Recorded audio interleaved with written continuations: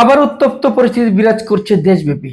সাধারণ শিক্ষার্থী এবং ছাত্র দলের নেতৃবৃন্দের যে সংঘর্ষ, ধাওয়া দেওয়া পাল্টা দেওয়া, সংঘর্ষকে নিয়ে দেশে যে কর্মসূচি, যে আন্দোলন মিছিল, এমন অবস্থায় দেশের পরিস্থিতি আরো তলনের দিকে যাচ্ছে বলে আমরা মনে করছি। হাতে হাত রেখে কাঁধে কাঁধ মিলিয়ে একটা অভ্যুত্থান ঘটানো এই দুটি গ্রুপ এখন একে অপরের শত্রুতে রূপান্তরিত হচ্ছে। দেশের এমন অবস্থায় এরা যে নিজেরা সংঘর্ষে জড়াচ্ছে, নিজেদের মধ্যে মতের অমিল, মনের অমিল, বিরোধ, বিভেদ, এ নিয়ে কিন্তু দেশের পরিস্থিতিতে আমরা অনেক বড় একটা ধাক্কা লাগতে সম্ভাবনা দিচ্ছি। জুলাই আগস্টের আন্দোলনে ছাত্রদল, ছাত্র শিবির, সাধারণ শিক্ষার্থী এবং সকল শ্রেণী পেশার মানুষের ঐক্যবদ্ধতার মাধ্যমে কিন্তু একটা সফলতা এসেছে। যখন আন্দোলনটা সফল হয়, একটা অভ্যুত্থান ঘটে, পরবর্তীতে অনেক গ্রুপে গ্রুপে ভাগাভাগি হয়ে গেল। শিক্ষার্থীরা দল গঠন করলেন, ছাত্র দল ফিরে গেলেন তার স্ব দলে, ছাত্র শিবির ফিরে গেলেন তার স্ব দলে। এতে করে একটা ভাগাভাগি হয়ে গেল।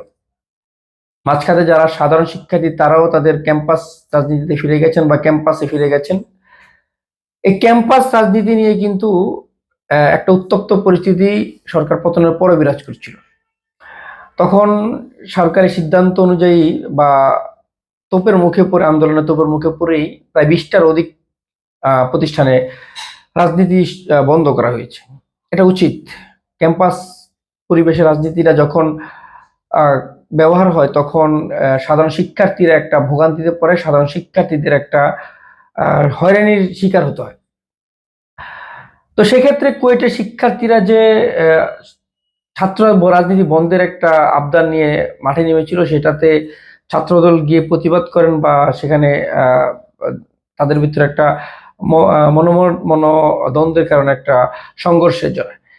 এ নিয়ে দেশের যে বর্তমান আজকের যে পরিস্থিতি, এটা কিন্তু যদি এখনই বন্ধ না হয় বা এখনই এদের ভিতরে সমঝোতা না হয়, এটা আরো তীব্র রূপ নিতে পারে। এমত অবস্থায় সাধারণ শিক্ষার্থীরা যখন ফুলে ফেঁপে উঠে যে যখন দেখবে যে তাদের সহপাঠীদের উপর আবারও নিপীড়ন নির্যাতন হচ্ছে, তখন কিন্তু পরিস্থিতিটা আরো খারাপের দিক যাবে এবং সকলে একত্রিত হবে এবং ছাত্র দলের এগেনিস্টের শিক্ষার্থীরা, সকল শ্রেণী পেশা শিক্ষার্থী যারা আছেন, যে ক্যাম্পাস রাজনীতি ব্যতীত যারা অপছন্দ করেন, তারা কিন্তু এক ঐক্যবদ্ধ হয়ে আবারও মাঠে নামতে বাধ্য হবে।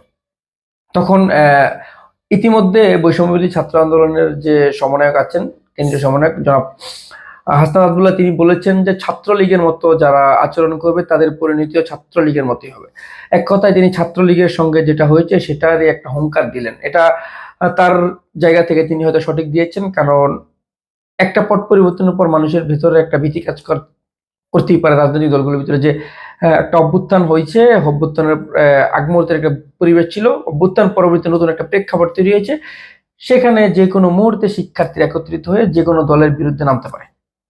এমন অবস্থায় ছাত্রদল যদি সাধারণ শিক্ষার্থীদের পালস বুঝতে ব্যর্থ হয়, তাহলে তাদের পরিস্থিতি হয়তো বা ছাত্রলীগের মতোই হবে।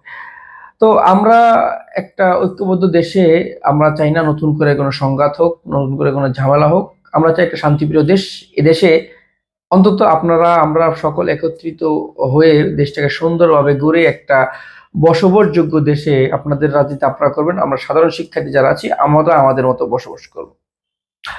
এমন অবস্থায় আপনারা যদি ছাত্রলীগের মতো আচরণ করেন, ছাত্রলীগের মতোই পরিণত হবে বলে বৈষম্যবিরোধী ছাত্র আন্দোলন যেমন হুঙ্কার দিয়েছেন, সাধারণ মানুষেরও এমন একটা বাসা আছে বা একটা ভিতরে একটা ক্ষোভ আছে। সেই ক্ষেত্রে আপনারা সচেতন হন, একে অন্যের প্রতি সহনশীল হয়ে সমঝোতায় ফিরে আসুন।